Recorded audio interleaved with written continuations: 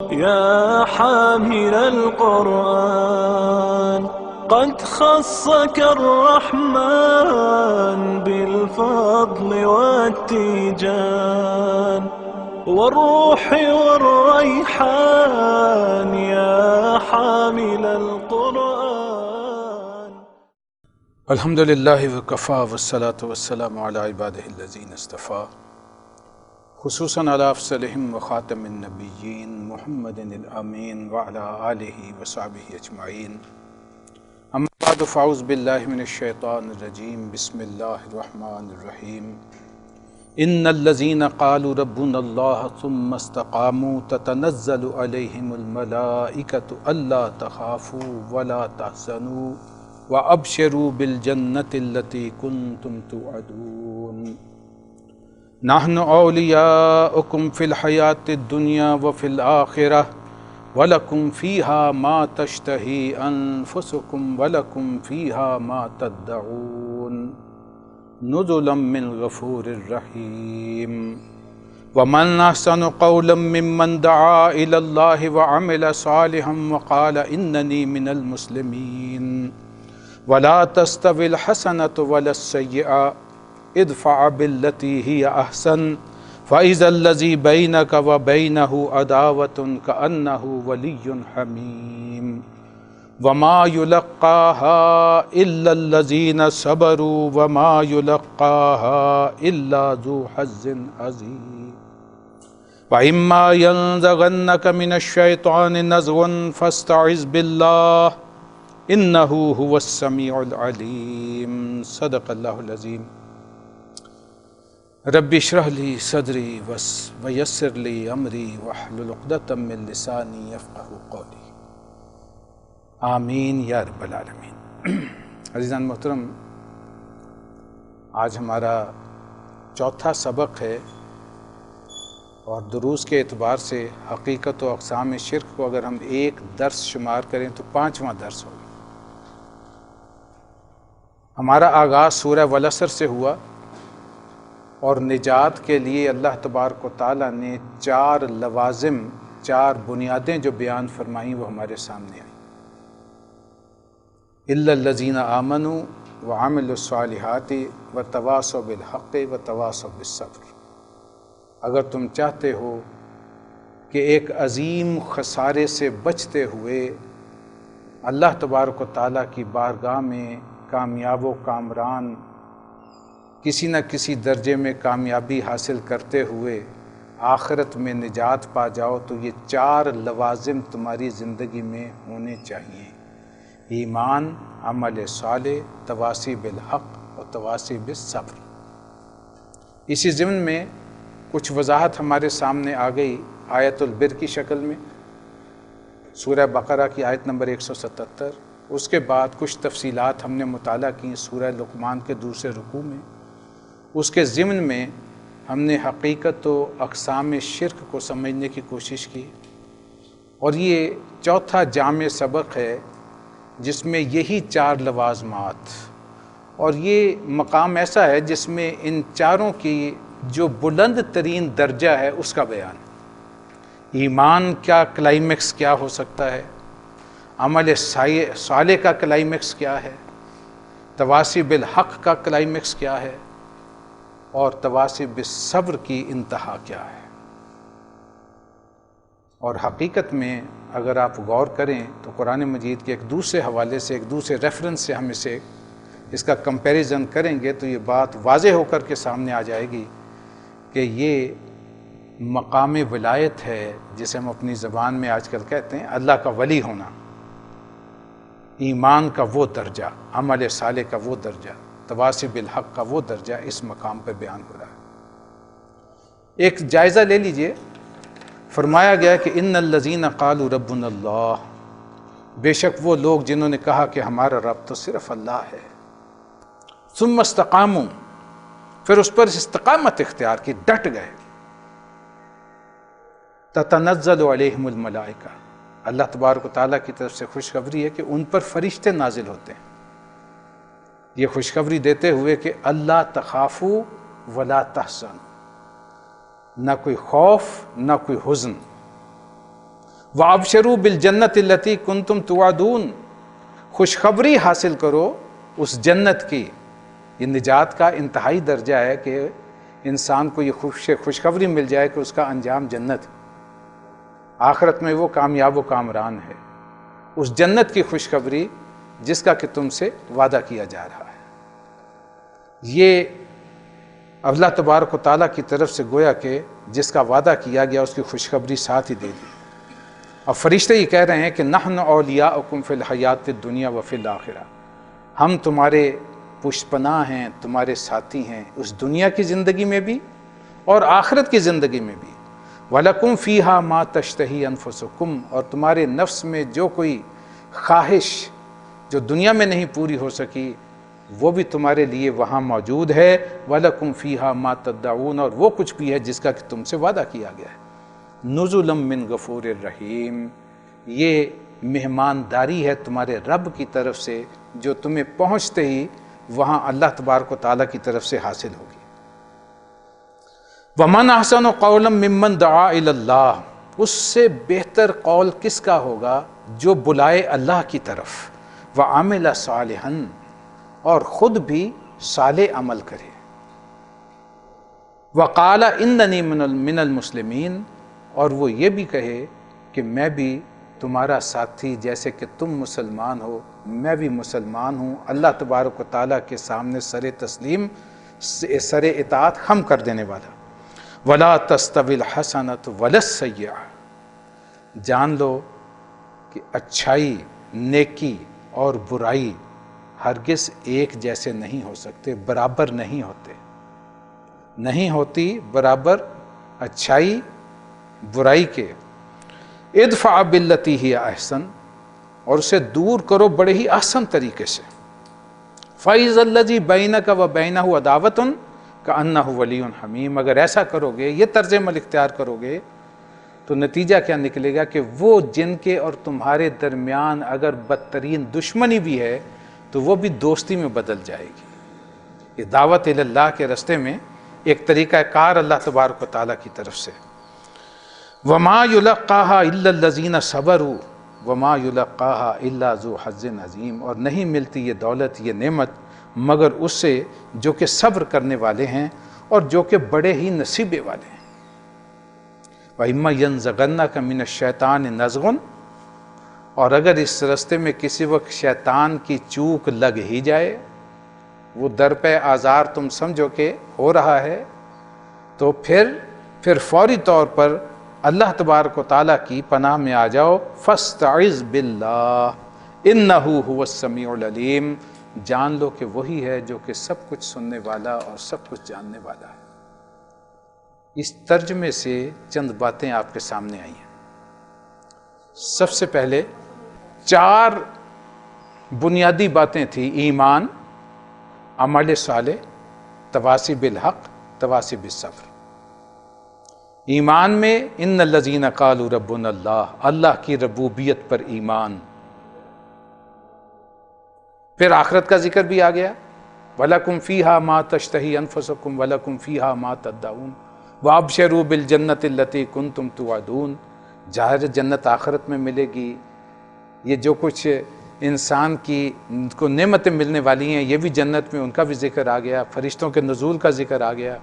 فرشتوں کا نزول دنیا کی زندگی میں بھی، آخرت کی زندگی میں بھی، اور فرشتوں پر ایمان ہے تو یہ بات سمجھ میں آئے گی۔ گویا ایمان بالملائکہ، ایمان بالآخرہ، جنت و دوزخ، ایمان باللہ، تمام ایمانیات یہاں آئی ہیں۔ اور میں درس کروں گا ابھی تفصیل سے کہ اس میں اعلیٰ درجہ کیا ہے، کس نسبت سے ہے۔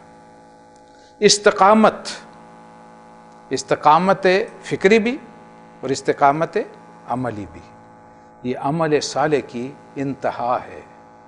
کسی انسان کا ایمان پر دل جم جانا اور پھر عمل صالح اس سے جو ہے وہ صادر ہونا، یہ ایمان کی جو ہے وہ انتہائی درجہ اور عمل صالح کا بھی انتہائی درجہ۔ اور اس کے ساتھ وَعَمِلَ صَالِحًا، اس اعتبار سے بھی عمل صالح کا ذکر آ گیا۔ تیسری بات تواصی بالحق میں دعوت اللہ، سب سے اچھا کرنے کا کام۔ وَمَنْ أَحْسَنُ قَوْلًا مِّمَّنْ دَعَا إِلَى اللَّهِ، اب اللہ تبارک و تعالیٰ کی طرف سے یہ بات آ رہی ہے کہ وَمَنْ أَحْسَنُ قَوْلًا، احسن، سب سے اچھی بات کیا ہو سکتی ہے کہ کوئی شخص اللہ کی طرف پکارے، آؤ لوگو اللہ کی طرف آ جاؤ۔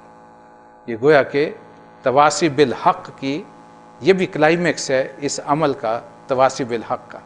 اور ظاہر ہے کہ اس رستے میں مشکلیں تو درپیش ہوتی ہیں، رکاوٹیں سامنے آتی ہیں، تو نہیں ملتی یہ دولت کا کنہیں الا الذین صبروا، وہ جو کہ صبر اور اس کے ساتھ استقامت اختیار کرتے ہیں، دعوت اللہ کے دوران میں صبر کا مرحلہ، اور اسے پھر انتہائی عزم کے ساتھ اسے برداشت کرتے ہوئے اس کام کو کرتے چلے جانا۔ گویا وہی 4 اسباق ہیں جو یہاں آئے ہمارے سامنے، لیکن جیسے میں نے عرض کیا اس میں ایک اعلیٰ درجہ ایمان کا، اعلیٰ درجہ اعمال صالح کا، اعلیٰ درجہ جو ہے وہ تواصی بالحق کا۔ غور کیجئے، سب سے پہلے فرمایا گیا کہ ان الذین قالوا ربنا اللہ، اللہ کی ربوبیت پر ایمان۔ یہ را با اور با کے ساتھ جب رب آتا ہے تو اس کے لغت میں معنی عام طور پہ مالک کا ہونا ہے۔ جیسے قرآن مجید میں سورہ قریش ہم اکثر و بیشتر ہم پڑھتے ہیں، اور میں سمجھتا ہوں کہ سبھی کو حفظ ہوگی، فَلْيَعْبُدُوا رَبَّ هَذَا الْبَيْتِ، پس جس کسی نے بندگی کی اس گھر کے مالک کی، اس گھر کے رب کی، تو یہ بیت اللہ کی طرف اشارہ ہے کہ جو اس گھر کا مالک ہے، جس نے اس کی بندگی کی، اسے نہ کوئی خوف ہے نہ کوئی حزن ہے۔ تو رب کے معنی عرف عام میں جب ہم لیتے ہیں پالنہار، پروردگار، اس میں تربیت کا بھی ایک پہلو ہے، اس لیے کہ بعض علماء کے نزدیک یہ را با اور وا کے مادے سے آیا ہے، تو اس میں ربوبیت بھی موجود ہے۔ کما ربیانی صغیرہ، رب ارحمہما کما ربیانی صغیرہ، تو یہ جو ہے جیسے انہوں نے ہمیں پالا پوسا تھا، ہماری تربیت کی تھی بچپن میں، مشکلیں اٹھا کے، اللہ تو بھی ان پہ اسی طرح رحم فرما، اسی طرح شفقت فرما۔ تو یہ ربوبیت بھی ہے، اور اللہ تبارک و تعالیٰ جس نے اس مخلوق کو پیدا کیا ہے، ایک بہت بڑی حقیقت ہمارے سامنے موجود ہے کہ جہاں کچھ چیزوں کی ہدایت انسان کو اللہ تبارک و تعالیٰ نے عطا کر کے اس دنیا میں بھیجا، جو ان بلٹ ہے، دی مورل لا ود ان، جسے کانٹ نے کہا کہ وہ انسان کے اندر موجود ہے، انسان بائی نیچر جو ہے وہ اچھائی اور برائی کی تمیز جانتا ہے۔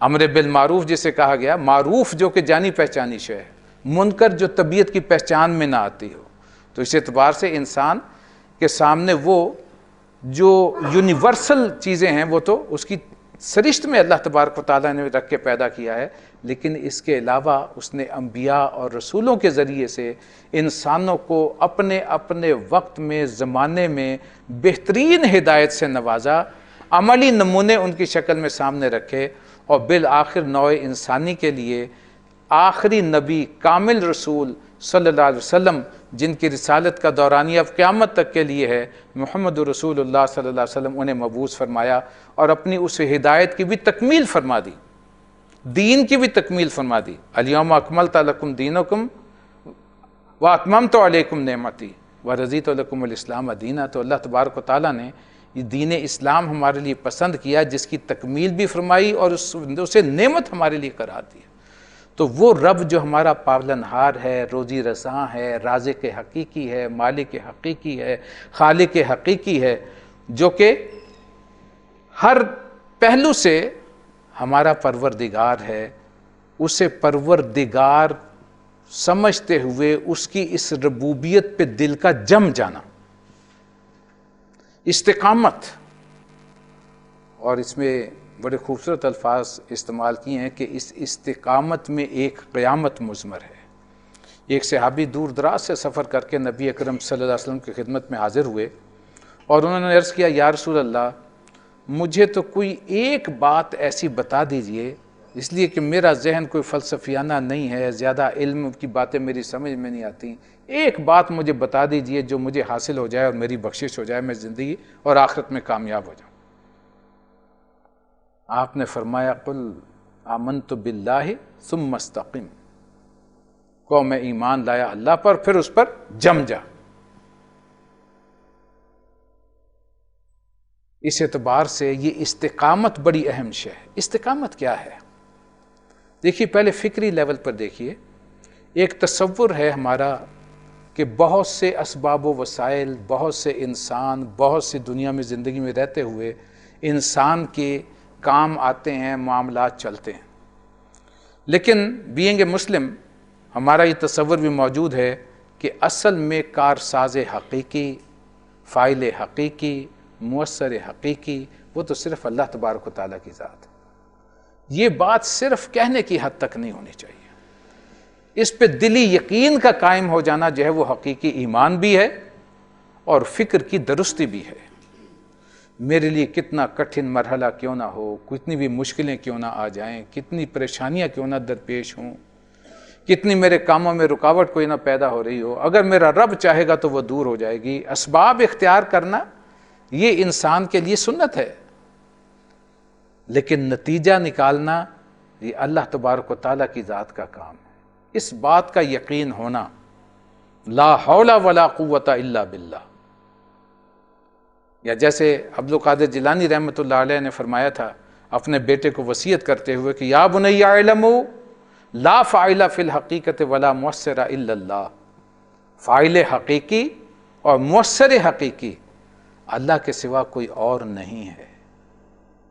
گویا کہ انسان اپنی طرف سے جو کچھ محنت کر سکتا ہے، اسباب اکٹھے کر سکتا ہے اپنے کسی بھی کام کے لیے، کسی معاملے کے لیے، انہیں اختیار کرے، انہیں اکٹھا کرے، نتیجہ اللہ کی ذات کے سپرد کر دے۔ تفویض امر الی اللہ جسے کہا گیا، وَأُفَوِّضُ أَمْرِي إِلَى اللَّهِ إِنَّ اللَّهَ بَصِيرٌ بِالْعِبَادِ۔ وہ جال فرعون کے مرد مومن تھے، فرعون کے دربار میں وہ شخص، ظاہر ہے کہ فرعون کے دربار میں کوئی سردار ہی ہو سکتا ہے نا، آل فرعون میں سے کوئی عام آدمی تو وہاں نہیں بیٹھ سکتا تھا، اور اتنا جری بادشاہ، اپنے وقت کا مطلق العنان، جسے چاہے جب چاہے اس کی گردن اڑا دے، کوئی اسے پوچھنے والا نہیں، اس پہ کوئی گرفت نہیں کر سکتا۔ لیکن اس نے اس کے دربار میں کھڑے ہو کے جب اس نے اپنے سرداروں سے مشورہ طلب کیا کہ کیوں نہ موسیٰ کو قتل کر دیا جائے، اب اسے یہ بات جو ہے اس نے دیکھا کہ یہ معاملہ کہیں قرارداد پاس ہونے تک نہ چلا جائے، وہ فوراً کھڑا ہوا اور اس نے فرعون کو اسی وقت ٹوک دیا کہ کیا تم ایک شخص کو صرف اس لیے قتل کرنا چاہتے ہو کہ وہ کہتا ہے کہ میرا رب اللہ ہے؟ کیا جرم ہے اس کا؟ قرآن مجید نے جس قدر تفصیل کے ساتھ اس شخص کا خطبہ نقل کیا ہے، کوئی دوسرا خطبہ قرآن میں ایسا موجود نہیں۔ اتنی اللہ تبارک و تعالیٰ کو اس کی وہ تقریر پسند آئی جو سورہ مومن میں تفصیل کے ساتھ آئی ہے، لیکن وہ جانتا تھا کہ میرے خلاف اقدام ہو سکتا ہے۔ اتنی سچی اور کھری بات، اتنا بڑا حق اس مطلق العنان بادشاہ، اس ڈکٹیٹر کے سامنے کھڑے ہو کر کے کہنا، تو ظاہر ہے کہ جان ہتھیلی پہ رکھ کے ہی کہا جا سکتا تھا، لہٰذا اختتام پہ اس کی زبان سے الفاظ نکلے کہ رہ گیا میرا معاملہ، حق میں نے کہہ دیا، تو وَأُفَوِّضُ أَمْرِي إِلَى اللَّهِ، اپنا معاملہ میں اللہ کے سپرد کرتا ہوں۔ إِنَّ اللَّهَ بَصِيرٌ بِالْعِبَادِ، میرا رب جو ہے اپنے بندوں کے حال کو خوب جانتا ہے، وہ میرا پشپناہ ہے، گویا کہ وہ میرا محافظ ہے۔ اور قرآن نے وہاں بیان کیا ہے کہ پھر انہوں نے بڑی چالیں چلیں اس کے خلاف، لیکن اللہ تبارک و تعالیٰ نے ایک بھی کامیاب نہیں ہونے دی۔ یہ ہے استقامت، اپنے تمام معاملات کو اللہ کے سپرد کر دینا۔ میں جو کچھ کر سکتا ہوں میں نے کر دیا، مولا نتیجہ تیرے اختیار میں، میرے حق میں ہوگا، پازیٹو ہوگا میرے لیے تو اس کا نتیجہ نکل آئے گا۔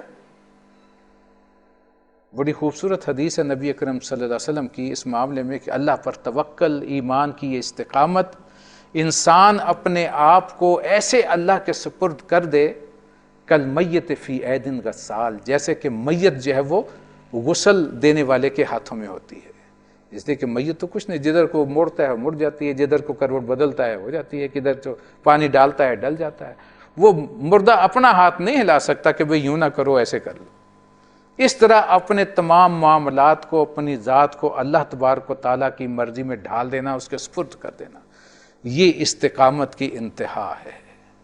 ان الذین قالوا ربنا اللہ ثم استقاموا تتنزل علیہم الملائکہ، یہ صورتحال ہے، ایسا ایمان ہے تو فرشتے پھر ان پر نازل ہوتے ہیں۔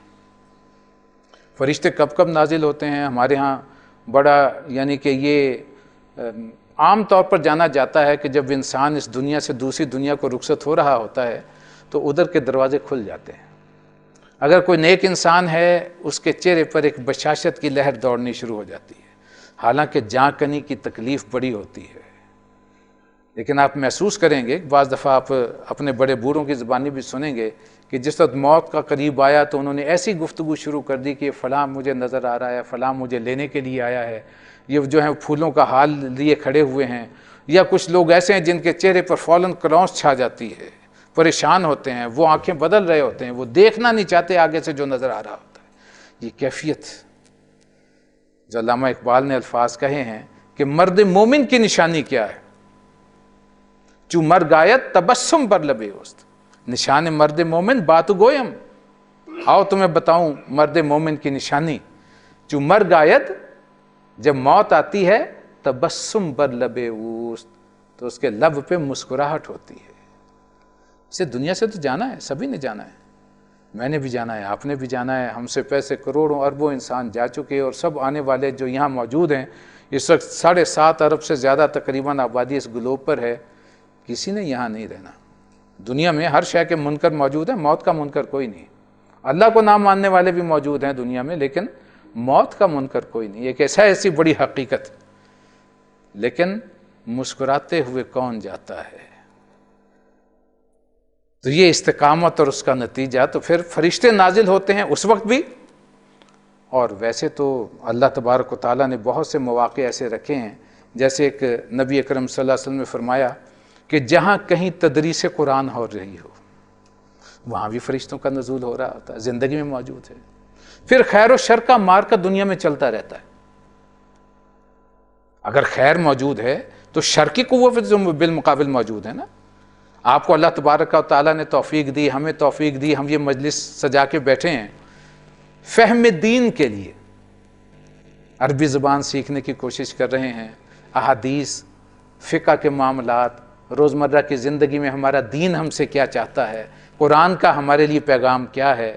لیکن وہ لوگ بھی جو ہیں اس وقت کچھ اور سیکھ رہے ہوں گے، کوئی میوزک سیکھ رہا ہے، کوئی اور کچھ سیکھ رہا ہے، وہ اپنا وقت وہاں لگا رہے ہیں. تو یہ اللہ کی توفیق ہے جو آپ کو اس نے اس طرف لگایا اور انہیں وہ اس طرف چلے ہوئے ہیں، شیطان ان کے پیچھے لگا ہوا ہے. اور جب وہاں ایک قدم آگے بڑھاتے ہیں تو 2 قدم اور وہ آگے بڑھا دیتا ہے. آپ اس طرف آئے ہیں، انشاءاللہ اللہ تبارک و تعالیٰ اور قدم آگے بڑھائے گا، اس لیے کہ یہ رستہ اللہ کا پسندیدہ رستہ ہے.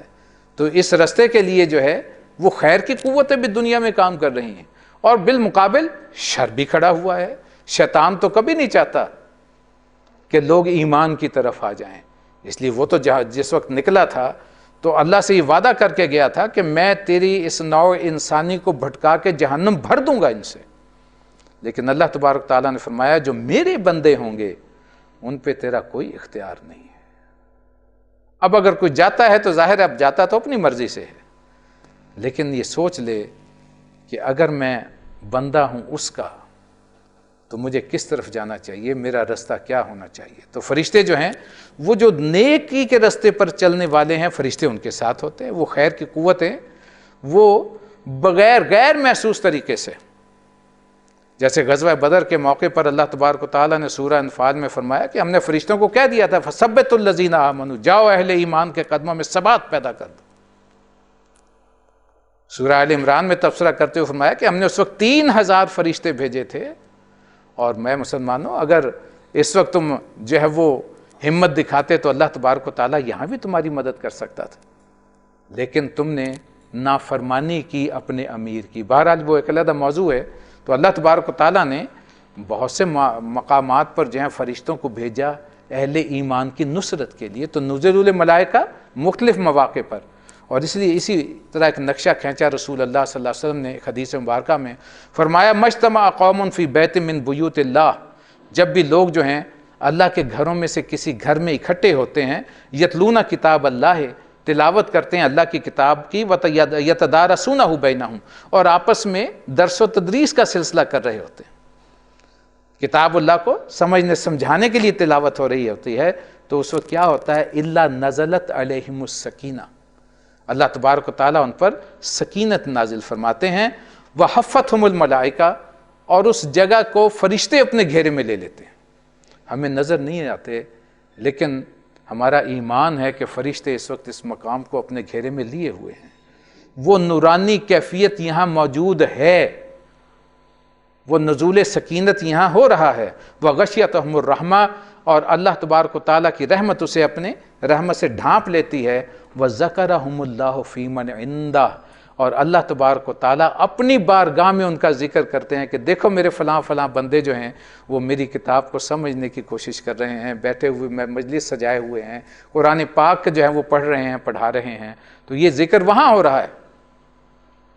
تو یہ کیفیت ہے جو ہماری نگاہوں کے سامنے تو نہیں ہے، لیکن یہ مختلف مواقع پر فرشتوں کا نزول. تتنزل علیہم الملائکہ اللہ تخافوا ولا تحزنوا، زوال خوف و حزن کی خبر کے ساتھ، نہ گھبراؤ، تمہارے لیے کوئی خوف نہیں، کوئی غم نہیں. اور یہ وہ مقام ہے جس کے لیے میں نے کہا تھا کہ معلوم ہوتا ہے کہ یہاں اسی مقام ولایت کا ذکر ہے. سورہ یونس میں بڑی مشہور آیت ہے اور ہمارے صوفیاء کے حلقے میں بہت وہ جو ہے وہ پڑھی جاتی ہے.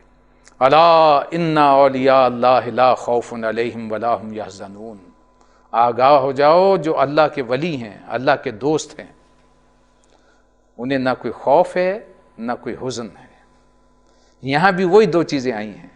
وہ لوگ ان الذین قالوا ربنا اللہ ثم استقاموا، ان کے لیے خوشخبری کیا ہے؟ اللہ تخافوا ولا تحزنوا وابشروا بالجنۃ التی کنتم توعدون. گویا کہ حقیقت میں جو اس مقام تک پہنچ گیا، جس کے دل میں یہ حقیقت اتر گئی کہ میرا رب تو صرف اللہ ہے، میرا پالن ہار، میرے اچھے اور برے کا مالک، میرے دکھ اور سکھ میں کام آنے والا، میرا حقیقی پشت پناہ صرف اور صرف اللہ ہے، میرا فاعل حقیقی، مؤثر حقیقی صرف اللہ ہے، اور اسی پر میرا تکیہ ہے. اسی پر انسان جم جائے، ڈٹ جائے، استقامت اختیار کرے تو یقیناً اس کا یہ مقام ہے اللہ تخافوا ولا تحزنوا. ذرا سوچئے، جس کا دوست اور پشت پناہ اللہ ہو، اسے کوئی روٹی کی فکر ہو سکتی ہے؟ اسے کاہے کا غم؟ اس کائنات کا مالک جس کا پشت پناہ بن جائے، جس کا رب حقیقی وہ ہے، جس کا دوست وہ ہے، ان کا مقام ہے یا الا ان اولیاء اللہ لا خوف علیہم ولا هم یحزنون. کون ہے یہ؟ الذین آمنوا وکانوا یتقون. ہمارے یہاں بہت ہے ایک بحث ہی لوگ خام خواہ چھیڑ دیتے ہیں، وہ جی اللہ کے ولی کو کیسے پہچانا جا سکتا ہے؟ اگر آپ نے اللہ کے ولی کو پہچان لیا تو آپ تو خود ولی ہو گئے. یہ خام خواہ لوگوں کو گڈمٹ کرنے کے لیے بہت سے دکانداری لوگ جو ہیں بنائے بیٹھے ہوئے ہیں، اور وہ اپنے آپ کو کہ آپ کو کیا پہچان؟ ہم اگر پوچھتے ہیں کیسے پہچانے بھئی اللہ کا ولی ہے؟ اللہ نے تو ولی کی پہچان دے دی ہے. یہ کون لوگ ہیں؟ الذین آمنوا وکانوا یتقون. اگر ان کی زندگی ایمان اور تقوی کے مطابق ہے، اللہ کا ولی ہے. کوئی محض اپنا لباس ایک کوئی خاص طریقے کا بنانے سے، کوئی جبہ پہن لینے سے، یا کوئی جو ہے وہ دستار جو ہے وہ اپنے مخصوص سٹائل سے بنا لینے سے اللہ کا ولی نہیں بنتا ہے. اگر اس کی زندگی جو ہے وہ ایمان والی ہے، حقیقی ایمان. کون سا ایمان؟ قالوا ربنا اللہ ثم استقاموا. یہ ایمان اس کے اندر موجود ہے، اور تقوی کی زندگی ہے، ہر معاملے میں اللہ سے ڈرنا. اور عمل میں پھر اگلی بات ہے. اچھا، یہاں خوشخبری دی گئی اللہ تخافوا ولا تحزنوا وابشروا بالجنۃ التی کنتم توعدون. تمہارے لیے خوشخبری ہے جنت کی جس کا اللہ نے تم سے وعدہ کیا ہے. دنیا میں کی زندگی میں خوشخبری دے دی گئی ہے کہ اگر تمہاری یہ ایمان کی کیفیت ہے تو تم جنتی ہو. فرشتے دنیا میں بھی تمہارے ساتھی، آخرت میں بھی تمہارے ساتھی. نزل من غفور الرحیم. تمہیں ہر شے وہاں مل جائے گی، وہ بھی جن کی تمہارے اندر اشتہا پیدا ہوگی. وَلَكُمْ فِيهَا مَا تَشْتَهِي أَنفُسُكُمْ. دیکھیے دنیا میں اس مومن کی جس کا رب پہ استقامت کا معاملہ ہے، ایمان کا، اس کے لیے اللہ نے ایک خاص دوسرے انداز سے بھی بیان کیا کہ جنت کے مستحق کون ہے. بڑے خوبصورت الفاظ قرآن مجید میں فرمایا گئے وَأَمَّا مَنْ خَافَ مَقَامَ رَبَّهُ وَنَهَى النَّفْسَ عَنِ الْهَوَىٰ، جس شخص نے اپنے آپ کو خواہشات نفس سے روکا، وَنَهَى النَّفْسَ عَنِ الْهَوَىٰ، جو اپنے رب کی بارگاہ میں کھڑے ہونے سے ڈرا، اس کے اندر یہ احساس رہا کہ ایک دن اپنے اعمال کا حساب دینا ہے، وَأَمَّا مَنْ خَافَ مَقَامَ رَبِّهِ، اللہ کی عدالت میں کھڑا ہونا ہے، اور اس نے اپنی خواہشات نفس سے پیرا بٹھا دیا۔ میرا دل کر رہا ہے، آپ کا دل کر رہا ہے کہ میں اچھی سے اچھی غذا کھاؤں، کوئی شے نعمت ایسی سامنے موجود ہے لیکن وسائل نہیں ہیں۔ کتنے ایسے لوگ ہیں، ابھی گرمیاں شروع ہونے والی، آم کا موسم شروع ہو جائے گا، اور اتنی مہنگائی میں بہت سے لوگ اللہ کے نیک بندے ایسے ہیں جو رزق حلال کما رہے ہیں، لیکن اس میں سے اتنے پیسے نہیں بچتے کہ وہ خود بھی اپنے بچوں کو لا کر کے آم کھلا سکیں، یا کوئی ایسی نعمت جو خال خال کبھی ملتی ہے۔ جب بقرعید پہ ہم قربانیاں کر رہے ہوتے ہیں تو بہت سے دوست جانتے ہیں، وہ آپس میں ذکر کر رہے ہوتے ہیں کہ آج ان لوگوں کو پہنچاؤ جنہیں سال بھر کھانے کو نہیں ملتا، جو گوشت کو ترستے رہتے ہیں۔ ہم تو روزہ نہیں کھا رہے ہوتے، جنہیں اللہ نے دیا ہے وہ روز نہیں، دوسرے تیسرے دن بھی کھا لیتے ہیں، لیکن بہت سے ایسے لوگ ہیں جن میں اتنی آمدنی نہیں ہے، جن کے وسائل نہیں ہیں، اور اپنے ان وسائل میں وہ حرام میں منہ نہیں مارتے، حلال کے اوپر گزارا کرتے ہوئے رہتے ہیں، تو وہ ایک اشتہا باقی ہے اندر، ایک حسرت باقی ہے، دنیا میں مجھے یہ نہیں مل سکا، یہ نہیں مل سکا، لیکن میرا رب مجھ سے راضی ہے تو نہ صحیح۔ وہ تمام اس کی حسرتیں پہلے قدم پہ اللہ تبارک و تعالیٰ دور کر دیں، یہ ہوگا اس کی طرف سے نزل۔